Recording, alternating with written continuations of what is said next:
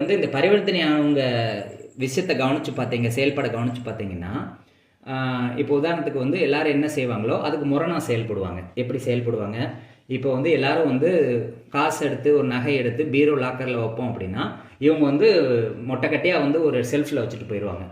அந்த பாதுகாப்பாக வந்து இந்த இடத்துல தான் வைக்கணும் அப்படிங்கிற நெறிமுறை இல்லாமல் எல்லாரும் செய்கிறத மாற்றி செய்வாங்க. பரிவர்த்தனை உள்ளவங்க வந்து யார் பேச்சையும் கேட்க மாட்டாங்க. அதே மாதிரி பரிவர்த்தனை உள்ளவங்ககிட்ட வந்து நீங்கள் எந்த ஒரு ரகசியத்தையும் ஷேர் பண்ணக்கூடாது. ஷேர் பண்ணிங்கன்னா அவங்க இன்னொருத்தன்ட்ட போய் உளறிடுவாங்க. நீங்கள் யார்கிட்ட போய் சொல்லக்கூடாதுன்னு சொல்கிறீங்களோ அவங்கள்ட்ட போய் சொல்லுவாங்க. கிரக பரிவர்த்தனை உள்ளவங்க சொல்கிறது வந்து நேரடியாக தெரியும். இவன் தான் போய் அங்கே போய் போட்டு கொடுத்துட்டான் அப்படிங்கிறது உங்களுக்கு தெரியும்.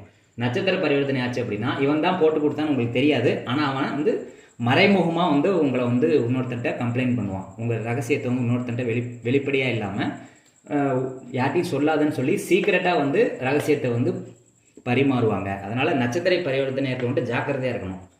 ஒரு சீக்கிரட்டை